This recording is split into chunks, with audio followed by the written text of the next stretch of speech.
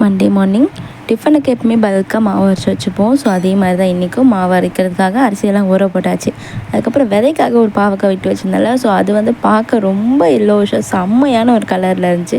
இன்றைக்கி அதை பிரித்து காய போட்டு விதை போட்டுற வேண்டியது தான். ஸோ அதுக்கப்புறமா பிரேக்ஃபாஸ்ட்க்கு இன்றைக்கி ஓட்ஸ் தான் சாப்பிட்ருந்தேன். பனானாலாம் போட்டு, இந்த பனானா தோலுமே நிறைய சத்து இருக்குது. ஸோ செடி வச்சுருக்கவங்க மறக்காமல் இந்த வாழைப்பழ தோல், வெங்காயத்தோல் அதெல்லாமே தண்ணியில் நல்லா ஊற வச்சுட்டு, அதுக்கப்புறமா ஒரு 3-4 நாள் கழித்து நல்லா புளிச்ச தண்ணியாக செடிகள் ஊற்றிட்டே வாங்க.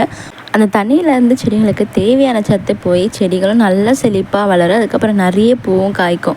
அதுக்கப்புறமா நான் வேலை செஞ்சுட்டு இருக்கும்போது தன்விகா வந்து எனக்கு அது நெய் வேணும் அப்படின்னு சொல்லிட்டு அடம் பிடிச்சி ஒரு வழியாக வாங்கிட்டு உட்காந்தாச்சு. அப்புறம் எத்தனை பேருக்கு இந்த காய் தெரியும் அப்படின்னு சொல்லி கமெண்ட்டில் சொல்லுங்கள்.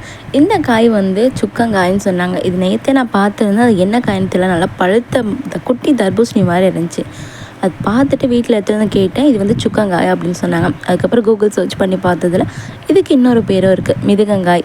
இது வந்து திருநெல்வேலி இல்லை மதுரை சைட்லலாம் நிறைய காய்க்கும்.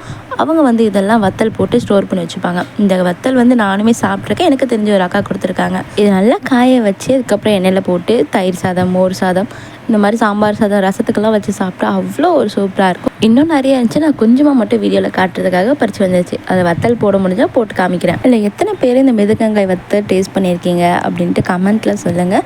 அதுக்கப்புறமா ஆஃப்டர்நூன் லஞ்சுக்கு இன்றைக்கி கீரை பொரியலும், அதுக்கப்புறம் தன்விக்காக சாம்பாரும் வச்சுருந்தேன். அவளுக்கு ஊட்டி முடிச்சுட்டு இந்த மீன் குழம்புக்காகவே நான் வந்து தோசை ஊற்றி மத்தியானம் சாப்பிட்ருந்தேன். இந்த காம்பினேஷன் உங்களுக்கு யாருக்கெல்லாம் பிடிக்குமோ வீடியோ மறக்காமல் லைக் பண்ணிக்கோங்க.